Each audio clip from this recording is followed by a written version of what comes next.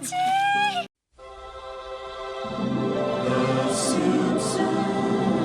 everybody, welcome back to Dimension X Digital, and we are doing another episode of my favorite show on the channel, Free It Friday, where we take vintage action figures and we free them from their plastic and cardboard prisons. No! It's no longer a collectible! And I got some pretty cool ones this time. I've found three really cool World of Springfield Simpsons figures. I found a comic book guy, the Fat Homer, what do they call him? This is Moo Moo Homer. And a personal favorite of mine, Kirk Van Houten, which is Milhouse's dad. I saw someone selling these on Instagram of all places, and offered to buy these ones, and he turned out to be local, so I actually didn't have to have these shipped or anything. I was able to meet the guy, and he was really cool, gave me a really killer deal on these, and I'm really excited about them. I'm going to set these ones aside, and then we'll open this guy up and have some fun with it. Alright, so we are back, and again, like I said, this is the comic book store guy with the interactive comic book shop playset, and this is a really cool figure, and of course a fan favorite. Comic book guy is just a classic character from a classic show. I am a huge Simpsons fan. I still remember watching the premiere with my family, the first episode, and just every I believe the show aired originally on Thursday nights before it was moved to its Sunday position where it stayed forever. But it was a family tradition. Every week it was guaranteed that we were going to watch new Simpsons episodes. Now, this line of figures was called the World of Springfield. These figures were made by Playmates, the makers of the classic Ninja Turtle figures, which, like I said in previous videos, are my favorite figures of all time. So I always get kind of happy when I see that logo. Now, they're not the best. I mean, trust me, I know, but I just love me my turtle figures.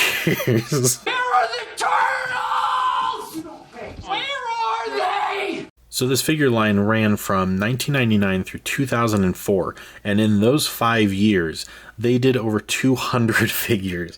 So that is pretty incredible. I mean, they were pumping these things out like you wouldn't believe. Whether you loved every single one of them is debatable. Now, when you make over 200 figures, with The Simpsons, it's not that hard. But you did get a lot of repeat characters, a lot of Homer variations, a lot of Bart variations, this and that and the other. But it's The Simpsons is so much fun, and the designs are really great. And that's one thing that I think Playmates really did well with this line, is The Simpsons art style is perfect for 2D animation, but when you start trying to make it three-dimensional, I mean, things just as simple as Bart's hair or Lisa's hair become very kind of like hard to visualize or realize in 3D. But these figures actually kind of pull it off pretty well. Some figures are more successful than others, and some of the sculpts did improve over time. I remember the first version of Bart didn't look that great. The first version of Homer was pretty good, but my favorite one I think is Casual Homer, where he's just in his underwear, and I think he comes with like a can of beer and like a bag of chips or something. But that figure was really fun. But anyways, let's get back to this. So this one I believe says it's from 2001. So this one is kind of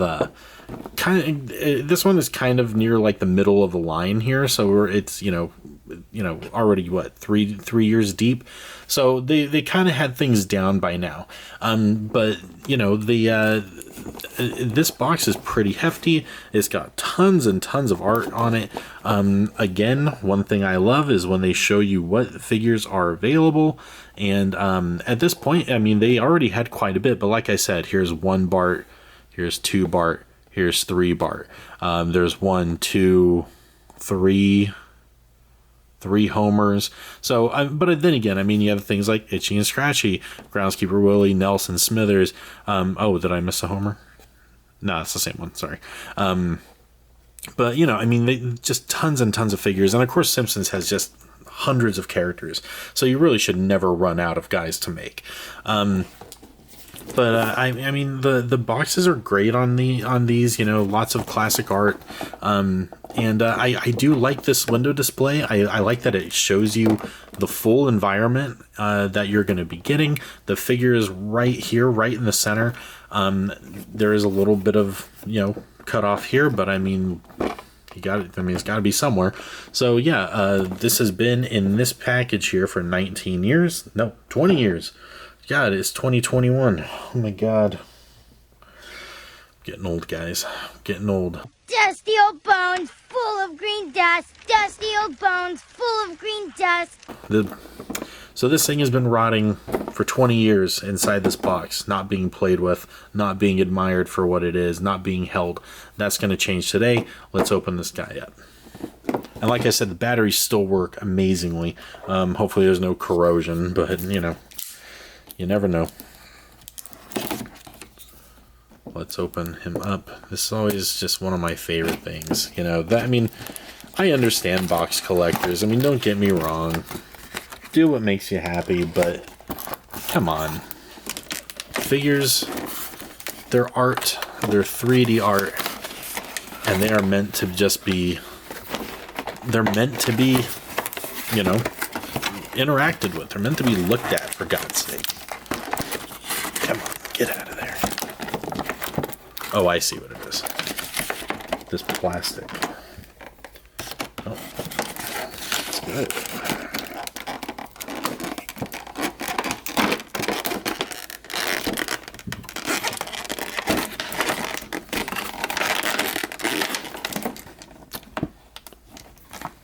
But maybe they didn't feel like these were meant to be interacted with or played with. Alright, I'll tell you what. I'm just going to cut this off. I'm trying to cut my finger off in the process.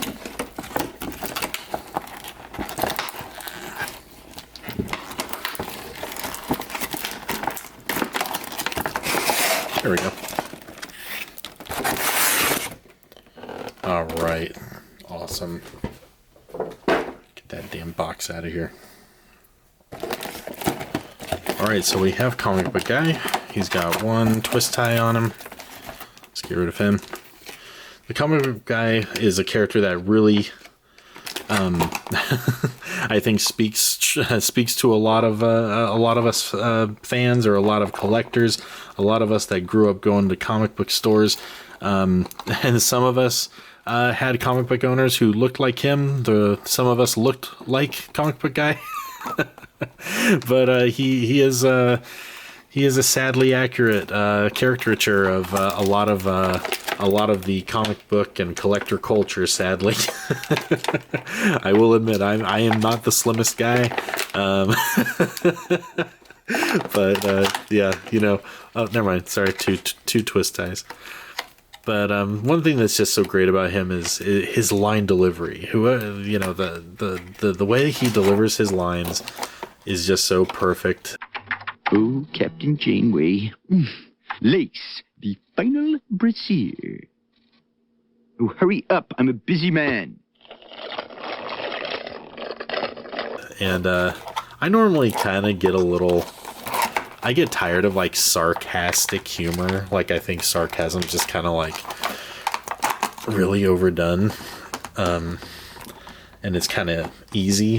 You wish to purchase Bone Storm for 99 cents. Net profit to me, negative $59. Oh, please take my $59. I don't want it. It's yours. Seeing as we are unfamiliar with sarcasm, I shall close the register at this point. But he pulls it off, and he's just such a dick. And he's such a he's so gross. He's like, you know, overweight, and he's just kind of a weirdo, and but he still has a superiority complex, which I love. Looks like he's got some accessories taped here on the bottom. Let's get those. I'm gonna have to grab a screwdriver, it looks like. It comes with a crusty burger and shake, which is perfect. Loneliness and cheeseburgers are a dangerous mix.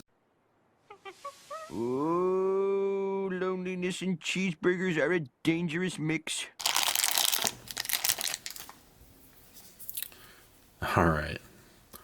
One thing I like that these figures always did, and I remember them doing this with like Homer's beer cans a lot and stuff, is they'll put these indentations on the cups so that they fit in the figure's hands really well. At least most of the times they do.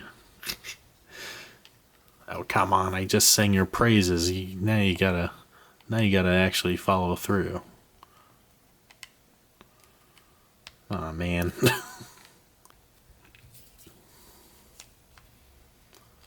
You gotta be shitting me.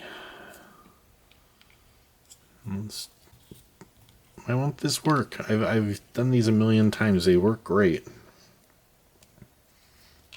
Ah, fuck, whatever.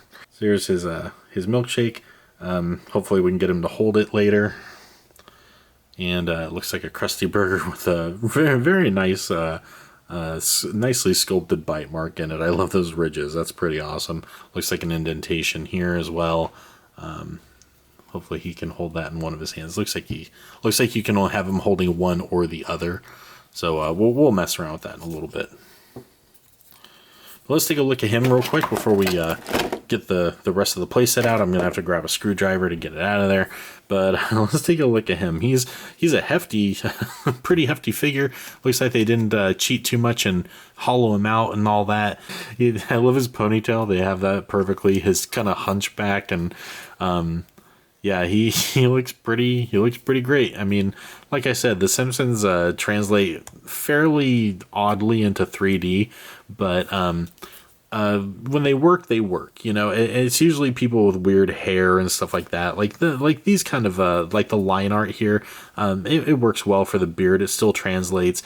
Their eyes are always kind of weird to me. The eyes in their mouths are hard to get right, and it looks like about around this point, a few years into the line, it looks like they kind of were getting getting it right at this point. So this looks pretty good. So all right, so let's set him aside. Let's get the rest of the play set out, and then we'll continue on.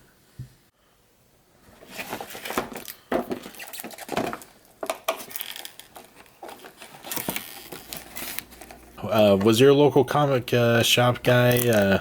Was it like this, or were you like me? See, I was lucky. The comic book shop I went to when I was growing up, which is still open and still ran by the same people, was not like him. They were very nice, very clean, and but I mean, the joke was not lost on me, definitely, especially since, you know, I of course later in life, as I, you know, would go to conventions or something and truly saw what he was kind of a parody of, and how accurate it can be. So I definitely learned to appreciate it even more. So here's one of the play sets, and this is this is a cool one. This one I was pretty excited about because of just all the weird little details in it. I mean, tons of stuff. You have a comic book rack with actual three-dimensional comics on it, a display case with lots and lots of cool little comics, and I guarantee you there's just a million Easter eggs hidden in here. You have trading cards, collectibles up here on the shelves, and then even his little secret room in the back. So I mean, this is really cool. And then the way these things work is we saw earlier, they have these little kind of chip readers here, and you would plug them in.